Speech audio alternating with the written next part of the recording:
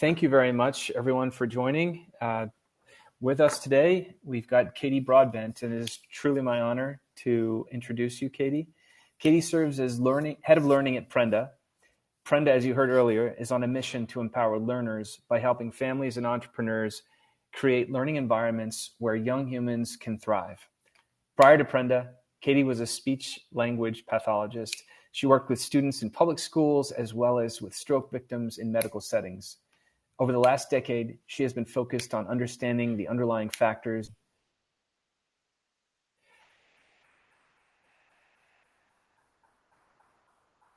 Over the years, she has developed curriculum, homeschooled, built schools, blogged, coached, and mothered her four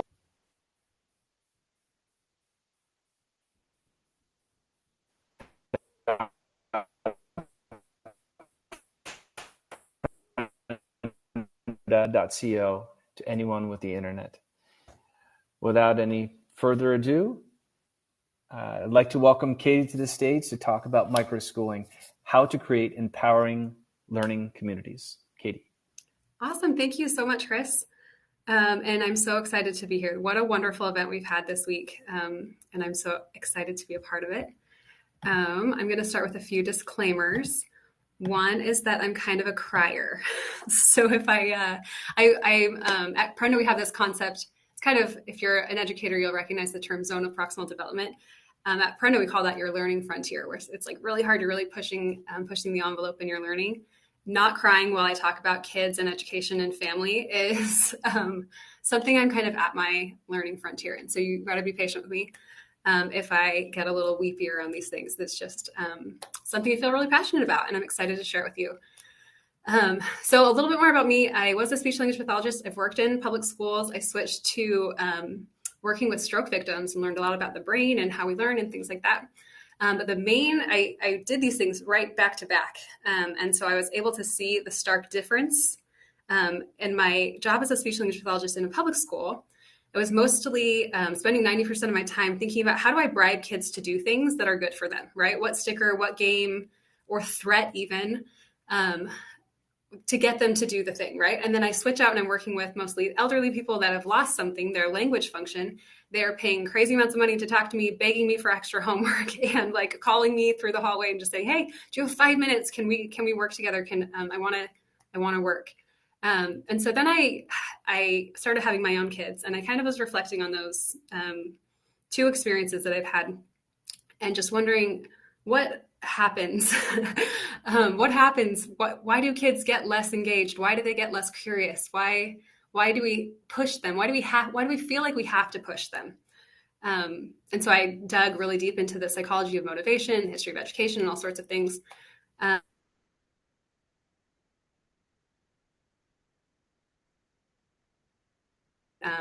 This is kind of the close to our fourth full school year.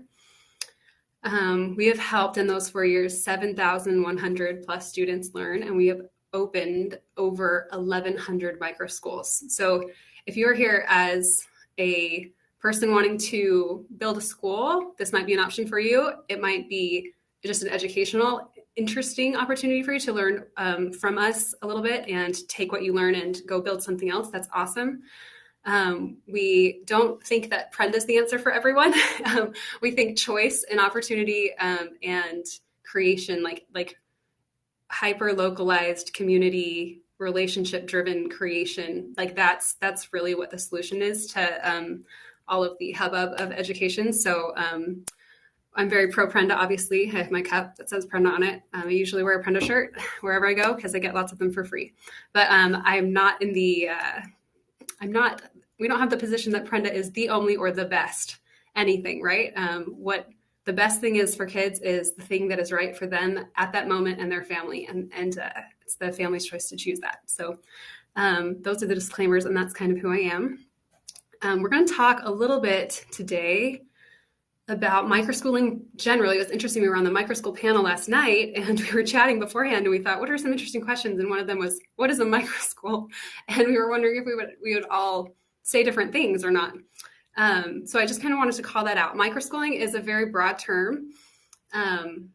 And there's lots of different things that kind of get put into the microschooling box, right? So if you're talking about microschools generally, there's lots of different definitions. These schools are usually smaller, but the number's not really defined. There's not a pedagogical emphasis typically.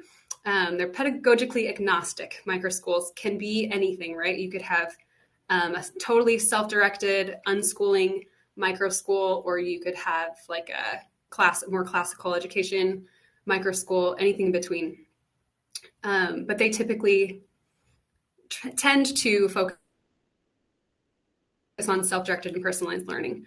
They're typically privately funded or done as like a co-op. And then that location can vary. Sometimes it's usually in a public place, a studio, you have to find some place to rent. So then I want to just kind of contrast that with what Prenda means when we say microschool. It's clearly defined, but there's lots of variability. You can think of this as like a model home where we kind of give you the walls and like the blueprints, and you can paint the walls, you can pick the couches. It's kind of like a quick start kit to lots of the more difficult things that can come with starting school. So our focus is being kind of this middle point between helping kids set having ambitious expectations of kids, and also scaffolding them as they learn to govern themselves. So it's not a completely self-driven unschooling situation, and it's not traditional school. It's kind of in the middle, where the next point here is that 99% of our microschools are publicly funded. So along with that funding comes some restraints, and nobody likes restraints. Maybe me most of all. But when we accept state funding and some of the restrictions that go along with that, that enables Prenda to go into communities where kids in these communities, they don't have parents that can homeschool them. They can't afford private school. They don't have another option besides their public neighborhood school. So Prenda can go in there, and we actually partner with districts, with charter schools, with online schools. And our kids are enrolled through those already existing entities, and then we provide the Prenda program for them. So that kind of is an overview of what we mean when we say a Prenda microschool. And I will call out that it's 5 to 10 learners. These are nano schools. They're very small. And they're usually run out of homes. So we're not trying to find real estate or anything like that. We keep the class sizes so small that most people can facilitate this out of their home. And that the facilitator, we call them a guide, they don't have to have any special training. You don't have to be a certified teacher. You have to have worked with kids before, and you have to be very reliable and dependent and amazing and inspiring. And we can talk all about that more later. But that's kind of what Prenda is. And it's summarized best, I think, when you look at it in this kind of schema. This says, microschools are led by inspiring guides, so that's one part, in strong partnership with parents, strengthened by certified teachers, supported by inspiring school partners, that's our funding, and then driven by kids. So if you have those 5 things, just like you have 5 fingers on your hand, you have a very functional and efficient, effective mechanism to do education by. And you can also do Prenda privately, or you can use like an ESA or voucher in any state that is available in. So in that case, you would just take out certified teachers and inspiring school partners, and you would just be a guide partnering with parents and helping kids drive their education. So those are kind of the options there. I want to go over some of our priorities and principles, and I wanted to focus on this because no matter what you want to do with your kids or whatever kind of school you want to build, you can pull from this and apply what you like. But I just wanted to be focusing on things that could, apply in lots of situations. So these are Prenda's priorities. Whenever we're making decisions about what our learning model is going to be, what we're going to ask guides to do, we always think about these things. So the first one is personalization. Every student deserves an adaptive, differentiated learning experience. And you'll notice that I use the language in here, every student deserves, because I honestly feel like this is becoming more of like a human rights issue, where there are amazing opportunities available, and not making them available to kids that need them is a tragedy. So I honestly see this as something that every student should have. Mastery. Every student deserves to start where they need to start and move on when they are ready. This means that at Prenda, you can start, if you're a sixth grader, what does that mean? You can be at that second grade level. If you're a second grader, you can work at fifth grade level. So we try to provide a continuum of curriculum and programs that help scaffold that learning, that doesn't put you in a box by a grade. Because we are state funded, there is a little bit more focus on if kids are working at grade level, and there's a little bit of evaluation that happens there. We do adaptive diagnostic testing for math and reading to help you help know where that, we used that term earlier, learning frontier is, and then we can help that student place at a level that is comfortable for them, effective for them, and then they move at a pace that is also effective and comfortable for them. And then we adjust as we go. If a program's not working, we find a different program. If a pace isn't working, we slow down or speed up. So it's very adaptable and personalized, and focusing on not moving on until you really get something is so important, because if you move on before you really understand something, you're just building a foundation that has gaps in it, and that's not a good idea. Okay, ownership. Every student deserves to make meaningful choices about their learning. This is a huge one, and is really at our mission at Prenda is to empower learners. And this one's really at the core of empowerment. Who owns that education? Is it the adult? Is it the teacher? Is it the parent? Or is it the student? Is it the learner? And at Prenda, it's the learner. No one can take that. When you take that responsibility away, that's when you actually get disengagement. Kids make really good decisions when they feel like their decisions matter, but we're so everything we give kids to do is essentially fake, and it's stripping all of that busy work away and really looking at what they want to do in their life, and then helping them facilitate that. That's how we see our role. Inquiry. Every student deserves to explore their own interests. A lot of people come study Prenda from other schools, and they'll observe our microschools. And something that they always say is that, I was there all day, and there weren't a lot of moments when kids weren't doing the thing that was going on, right? Everyone's really engaged. And the reason that is true is that there's, this makes some people feel really uncomfortable, but there's structure in Prenda, but there's not a plan every day. You can't walk in, a kid doesn't walk into Prenda thinking, oh, what is my teacher, what is my guide going to do to me today? What's their plan? It's a quest of discovery, right? What are we going to learn? I don't know. Let's plan it together. Let's figure it out. Let's chart our course, right? And there are definitely things that in publicly funded education, kids have to learn, in quotation marks. We do those things in concrete, structured ways, but then we open up lots of other time during the day where the feel is more inquiry or discovery driven. So that's a priority that we have. And then the last one, we're going to talk about this a little bit later, psychological safety. Every student deserves to learn within the context of supportive, encouraging relationships.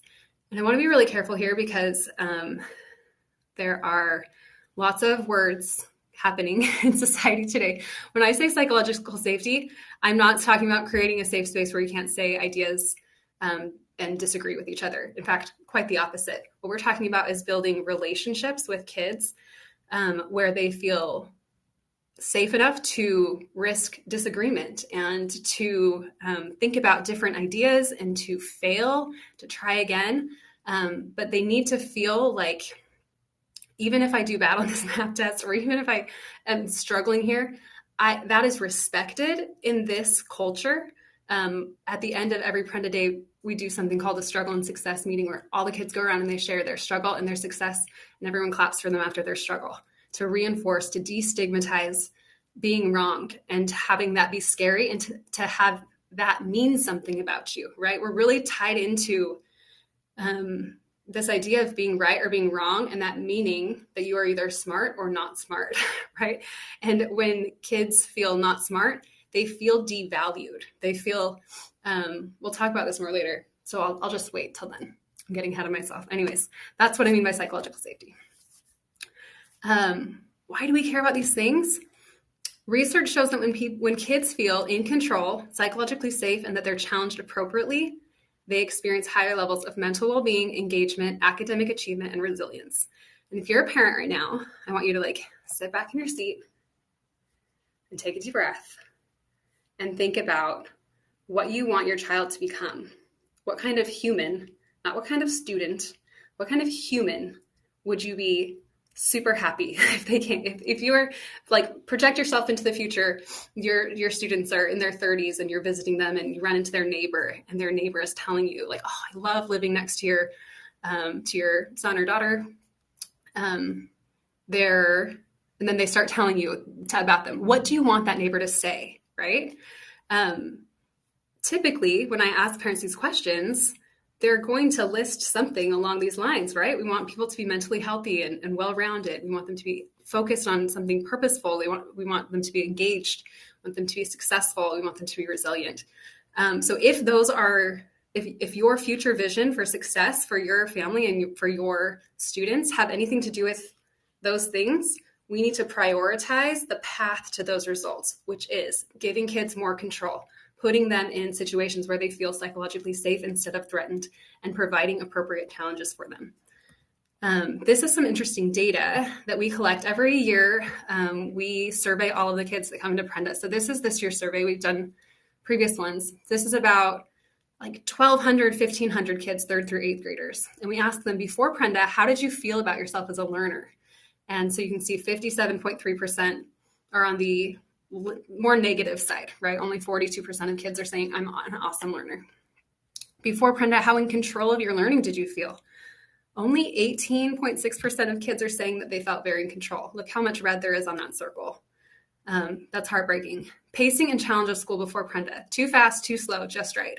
65% of kids, their traditional education was either too fast or too slow. That appropriate challenge level was not being met, and that's why we prioritize personalization. And you'll see this if you're a teacher. You maybe recognize the term teaching to the middle. That's what you have to do as a teacher because your class is so big and they're at so many different levels. You have to teach to the middle and then help the people on the other ends, which is actually 65% of your class if these statistics would hold. Down here on the left, intrinsic versus extrinsic motivation. Why are kids doing their learning, right? Before starting Prenda, majority are choosing more extrinsic motivators. I didn't want to get in trouble. I wanted to get good grades. I wanted people to think I was smart instead of learning now will help me later. Learning is fun and interesting. My personal goals are important to me. The next one is before starting at Prenda, going to school was mostly, and then they have to agree to pick a word. Boring, stressful, scary, 59.9% of kids. Fun, exciting, interesting, the rest. Still trending negatively. Before starting Prenda, did you have any issues with bullying or feeling safe at school? 32.6% of our kids said that they had struggled with bullying. So that's why we care about these things, because they're tied to student happiness and to student well-being. And if we're not prioritizing putting our kids in situations where their basic psychological human needs are met, as well as their academic needs and their social needs and their emotional needs, we are doing generations of kids a huge disservice. And you look at the mental health statistics in our country right now, and the last I read, it was 1 in 4 kids has depression or anxiety. They're trying to tell us that something is wrong, that something is off in the situations, in the world that we've built for them to navigate through. It's hurting them, and they're trying to tell us. But kids in our world today, they do not have a voice, and we need to be their voice. We need to be an advocate for the voiceless. Here come the waterworks. So that's why we're so passionate about these things. So does Prenda work? Does Prenda improve these metrics? Today, this is a sample, a mid-year sample, so this isn't even a whole year. We've had a 45% average gain in all of these elements: control, differentiation, relationship with learning, and intrinsic motivation. So far and away, kids at Prenda are feeling way more okay and happy with learning. We actually have kids who cry and are upset when they are sick because they can't go to school. We have parents telling us, hey, my student before Prenda would not get out of the car to go to school. They were in tears every day with such high anxiety and so many worries about school. And now they're waking up early. They pack their own lunch and they're waking me up to take them to Prenda. And whether or not it's Prenda or something else, what we're seeing is that kids need something different. And most kids, I think Yale did a study that showed in high schoolers, I don't want to misquote it, but something like 70% of kids identify their school experience with a negative word. And man, if we are not as adults just all totally focused on solving this problem, I don't know what else we're doing. And then this is just kind of a snapshot of Prenda's academic metrics. Kids typically make out a year and a half worth of growth. We see kids grow 4 years. We see kids make progress that is appropriate for them, and we support them in that. We want to meet kids where they are and help them move forward. We don't put any pressure on them to do this. What we do is cast a vision for what they could do, match that with a purpose of why they might want to do that, and then give them the tools and help scaffold that learning so that they can become the learner. Okay, now the fun part. I want to go back to what we were talking about at the beginning a little bit with psychological safety, or we call this relationship-centered learning. We hear the term teacher-led learning. We hear the term child-led learning. I'm going to say that Prenda is coining the term relationship-centered learning. And there's so much research behind all of this. There's 30 or 40 years of educational neuroscience, psychology research that talks about this. And we're just going to go over a little highlight right now so you can have a really good take home. But this is your brain. Your brain has 3 parts. I mean, your brain has many parts, and I'm not a neuroscientist. So if you're a neuroscientist out there listening, feel free to correct me in the chat. But essentially there are 3 parts to your brain. The first part is your survival brain, and each part of your brain is asking a different question. Okay. So your survival brain is asking, am I safe? Is there a mountain lion? Is there a fire? Am I starving? Things like that are going to protect you physically. The next part of your brain is called the thinking brain, your neocortex. And the question that this brain is asking is, what can I learn?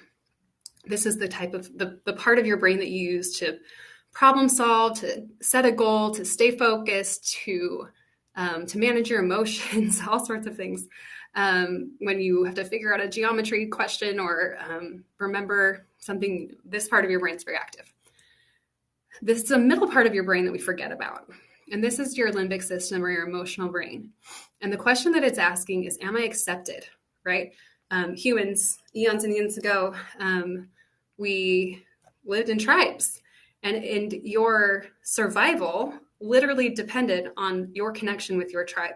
If that tribe decided you're not part of the tribe anymore, got eaten by lions real quick or something like that. Something, you weren't safe unless you had this connection. And so your brain, and a child's brain, is hardwired to check for this acceptance before it allows your brain. If you're getting chased by a mountain lion or anything, your brain is not thinking about geometry. That blood flow is literally not allowed to go to your thinking brain if you are worried about either your physical or emotional survival.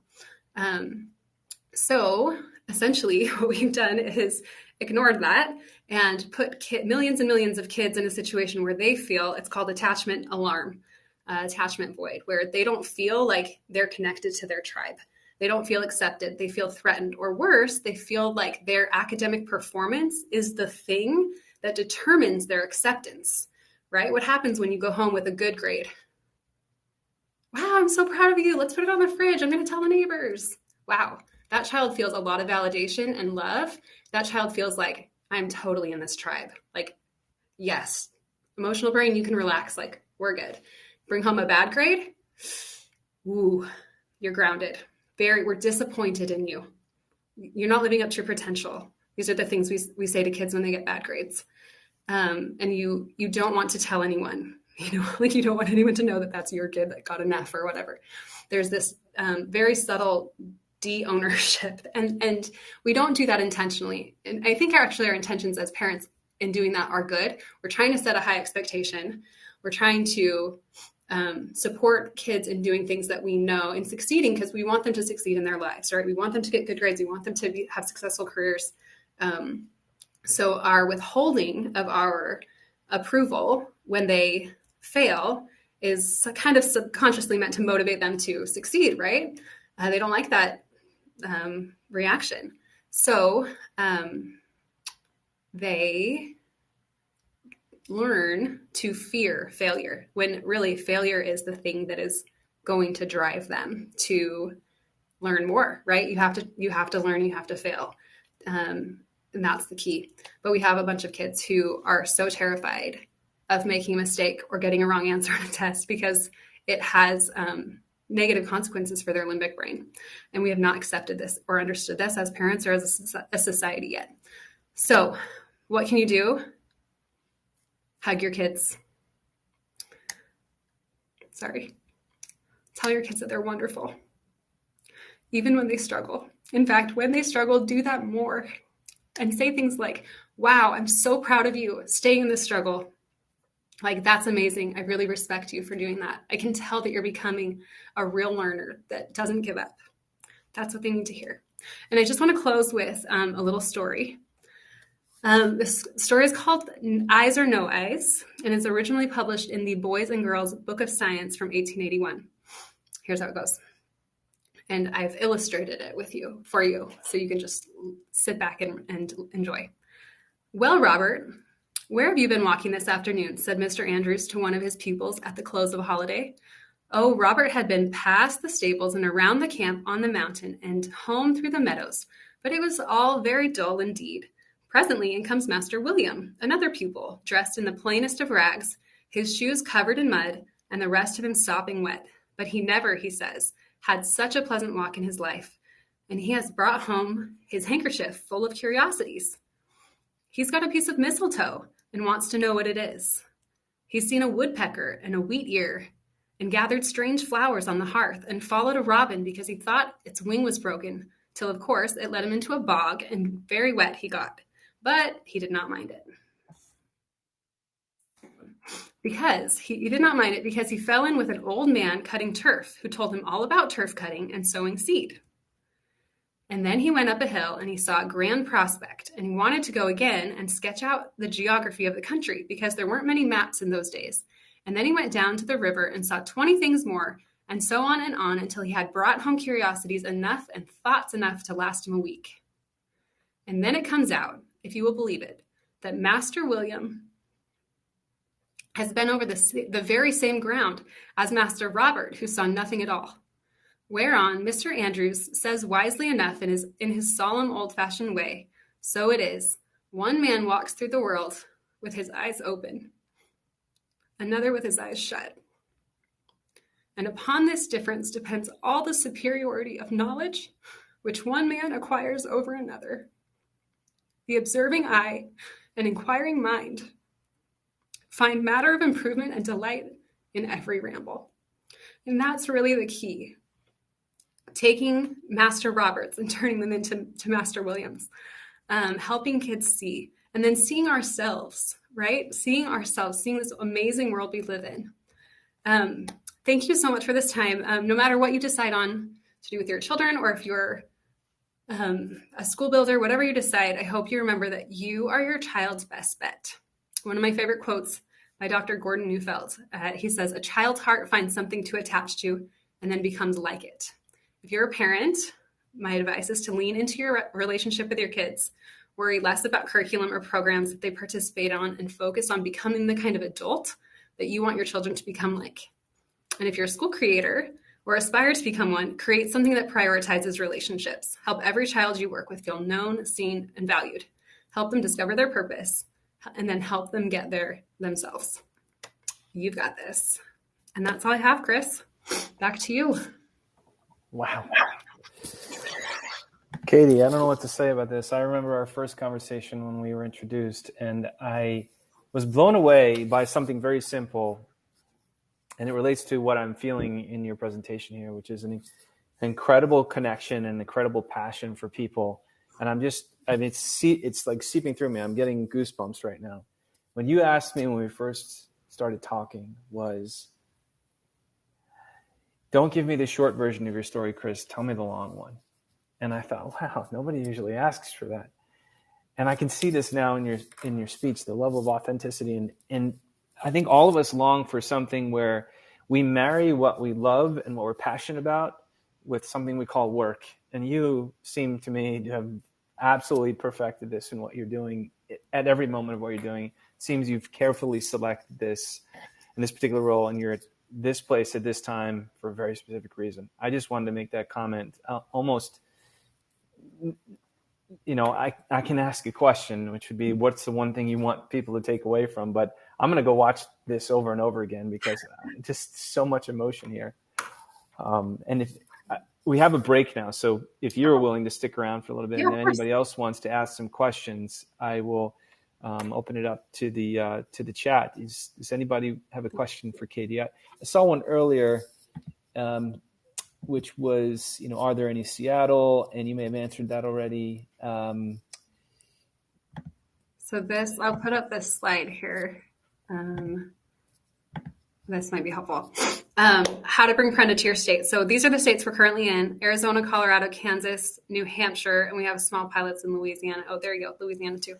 You can do private pay micro schools, or you can just homeschool your kids and use the Prenda curriculum. We call that a family school, micro school, family school. If you want to bring publicly funded Prenda to your state, what we need to find is a charter or public district in your state that has a statewide online school. That's how we fund Prenda. So if you are one of these people or know anyone in education in your state, let's talk. And all we need to do is put those two things together, and then we can launch in your state, and away we go. But Seattle, not yet. Nothing publicly funded there yet. Fantastic.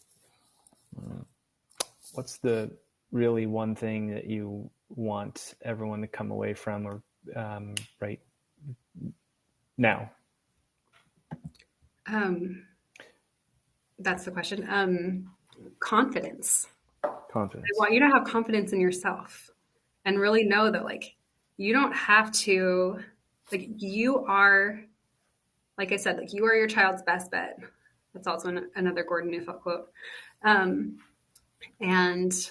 there's so many ways that you can learn and become, and that's Prenda's whole purpose, is to empower learners. And we don't just mean young learners, young humans. We mean everyone, guides, our employees, our team. We want everyone to we limit ourselves so much in thinking I could never start a micro school. Thousands of people have started micro schools, especially with Prenda, who have never started a school before, who found Prenda on a Facebook ad, never thought ever that they would run a micro school. And we are able to skill you up. It does not take long. It takes about a month to become a guide. And you get all of this training. We talk to you about how learning happens, how to build relationships with kids, how to become Mr. Miyagi of, coaching kids and helping them find their motivation and things like that. We're here for you. There's support in the path. Fantastic. Are there any other questions for Kaity? If anyone wants to reach out, prenda.com is our website, and then my email is kaity@prenda.com. Happy to chat with anyone, or you can email. I'll put these things in the chat. Perfect. Well, Kaity, I want to thank you again for taking the time to deliver this wonderful presentation, and to everyone in the room. We trust you enjoyed the session. There's much more to come. And if you missed any portion of Kaity's presentation or any other sessions, you've got recordings. Would love a quick poll on the right-hand side before you exit the event. And thanks so much for attending. And thank you again, Kaity. Thank you. And thanks for everyone for coming and participating. It was so fun to be here.